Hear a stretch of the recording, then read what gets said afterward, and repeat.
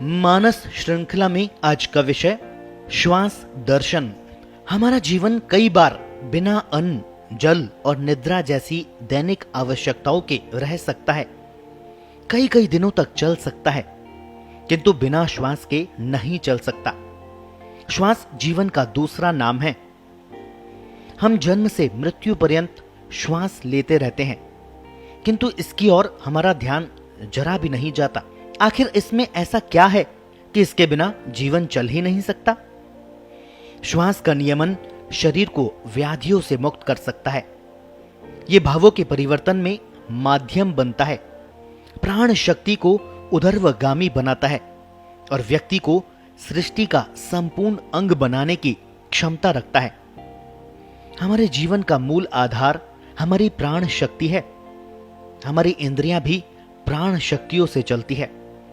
हमारे शरीर और आत्मा के बीच का सारा आदान प्रदान भी प्राण शक्तियों के माध्यम से होता है।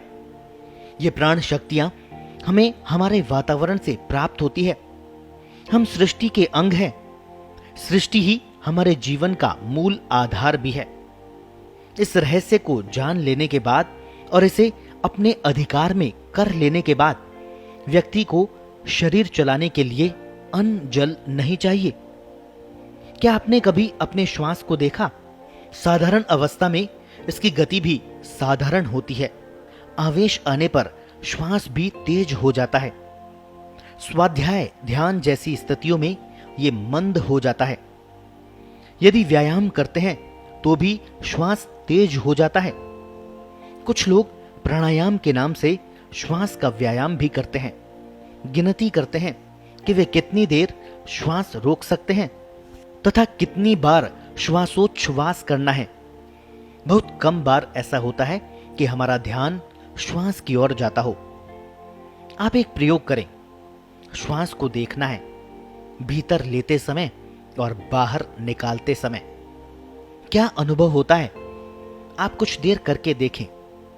सबसे पहले आपको लगेगा कि श्वास की गति स्वतः ही मंद पड़ गई है। फिर श्वास धीरे धीरे लंबा होने लगा। दिमाग में चल रहे विचारों का तांता टूटने लगा है। आप एकाग्र होने लगेंगे कि आपको श्वास की उष्णता और शीतलता का अनुभव होगा। इसकी गंध का आभास होगा। इसका रंग नजर आएगा। नथने और कंठ के लिए गए श्वास का प्रभाव भेद समझ में आएगा। श्वास का शरीर के साथ संबंध तो दिखाई देता है, किंतु मन की एकाग्रता से इसका क्या संबंध? आपका मन यदि चंचल है तो आपका श्वास भी चंचल है। मन एकाग्र है तो श्वास भी मंद है, स्थिर है।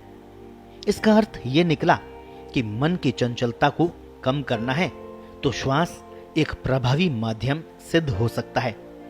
श्वास मन की एकाग्रता को बढ़ाता है। नाक से श्वास लेते हैं हम। इसमें इड़ा और पिंगला दो नाड़ियां श्वास को भीतर ले जाती है। कभी कभी हमको इसका आभास करना चाहिए। एक नथने को बंद करके दूसरे से श्वास छोड़ें तो लगेगा कि दोनों बराबर खुले नहीं हैं। एक बंद सा प्रतीत होता है। स्वर विज्ञान के अनुसार लगभग 1 घंटे तक एक नथना पूरा खुला रहता है, फिर दूसरा। इसके अलावा ऐसा भी होता है कि कभी दोनों ही नथने पूरे खुले रहते हैं बिना किसी अवरोध के। इसका अर्थ है हम सुषुम्ना से श्वास ले रहे हैं या हमारा श्वास सीधा सुषुम्ना में जा रहा है। इस क्षण यदि हम धीरे धीरे लंबा श्वास लें तो लगेगा कि हम शीघ्र ही एकाग्र हो रहे हैं। सुषुम्ना की एकाग्रता मन को भीतर ले जाती है। जैसे जैसे श्वास को देखने का अभ्यास करेंगे, मन श्वास के साथ जुड़ता जाएगा। श्वास के साथ भीतर जाएगा, बाहर आएगा। देखने का संकल्प बना रहना चाहिए। हम कार्य भी करते रहें और मन को भी कार्य के साथ जोड़े रहें, यह महत्वपूर्ण है। इसी प्रकार अभ्यास करते करते कभी श्वास को कुछ देर रोक कर देखें। शरीर पर ताकत लगाने की आवश्यकता नहीं है। श्वास के साथ मन भीतर गया और श्वास को रोक लिया। स्पंदन स्पष्ट सुनाई देंगे। हमारे शरीर में अनेक शक्ति केंद्र हैं। हमारा श्वास इन सब के लिए खुराक लेकर जाता है। ऊर्जा उत्पादन के बाद शेष बचे उच्छिष्ट को लेकर बाहर आता है। आप भी श्वास के साथ इन शक्ति केंद्रों का दौरा कर सकते हैं। शरीर के विभिन्न अंगों को देख सकते हैं, उनका हालचाल जान सकते हैं। किंतु सबसे महत्वपूर्ण कार्य है अपने विचारों का परिवर्तन, अपने भावों का परिष्कार। इस कार्य को श्वास बहुत आसान बना देता है। आप श्वास के साथ सकारात्मक भाव लेकर भीतर जाएं, वहां कुछ रुककर परिवर्तन का आभास करें और नकारात्मक भावों को साथ लाकर बाहर छोड़ दें। पूर्ण मनोयोग से यदि आप ये कार्य करें तो आपको कुछ ही दिनों में इसका प्रभाव समझ में आने लगेगा। एक नया व्यक्तित्व तैयार होने लगेगा। श्वास एक और आपके विधायी भावों को गति प्रदान करता है, वहीं दूसरी ओर आपके चैतन्य केंद्रों की ऊर्जा को बढ़ाता है, आपको प्राणवान बनाए रखता है, मन को नियंत्रित और शांत रखता है।